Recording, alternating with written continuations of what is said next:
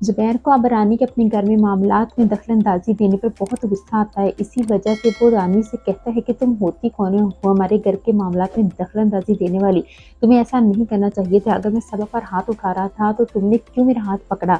जिस पर वो उसे कहती है कि मैं तो सिर्फ़ आपके फ़ायदे की बात कर रही थी। लेकिन ज़ुबैर उससे कहता है कि हमने तुम्हें इस घर में काम के लिए रखा है, तो बेहतर है कि तुम सिर्फ़ अपने काम पर ध्यान दो, हमारे घर के मामलात में दखल-अंदाज़ी ना करो और इस तरह प्रोफेसर बनकर हमें ना सिखाती फिरो कि हमें क्या करना है और क्या नहीं करना है। जिस पर रानी उसे कहती है कि मैं कोई चीज़ नहीं सिखा रही, मैं तो बस ये बताने की कोशिश कर रही थी कि अगर सबा पर आप हाथ उठाते और वो जवान बेटी है, तो कल को मामला ख़राब भी हो सकता था। वो आपके खिलाफ कोई एफआईआर भी कटवा सकती थी तशद्दुद की सूरत में, जिस पर अब ज़ुबैर खामोश तो हो जाता है, लेकिन वो अब रानी से फिर भी कह देता है कि तुम्हें आइंदा इस तरह की हरकत करने की कोई ज़रूरत नहीं है। अब रानी को भी ज़ुबैर की सारी तकरीर से बहुत गुस्सा आता है कि उसने इतना बुरा भला उसे कहा है। इसलिए रानी सोचती है कि एक दफ़ा सिर्फ जायदाद मेरे हाथ आ जाए, देखना कैसे मैं सबको जूते की नोक पर रखती हूँ। और दूसरी तरफ अब सबा भी बहुत परेशान होती है कि उसकी बहन नहीं मिल रही, इसीलिए समीना से कहती है कि अब सबको जायदाद की पड़ी है, लेकिन मेरी बहन के बारे में कोई नहीं सोच रहा। जिस पर समीना उसे कहती है कि हम पहले हादिया को ढूंढने की कोशिश करते हैं, इसीलिए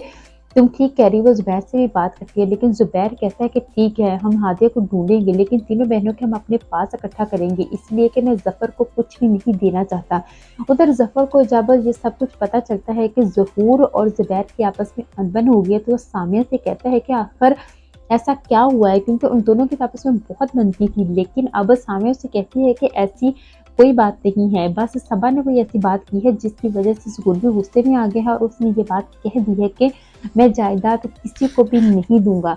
इसलिए ज़ुबैर भी आपस से बाहर हो चुका है। उधर सबा अपनी बहनों की वजह से बहुत परेशान होती है और सोचती है कि काश वो तीनों बहनें इकट्ठी हो जाएं, लेकिन वो ये कहती है कि सारे अब सिर्फ जायदाद के मारे फिर रहे हैं कि उनकी लालच किसी तरह बढ़ जाए और उन बहनों के बारे में कोई नहीं सोच रहा।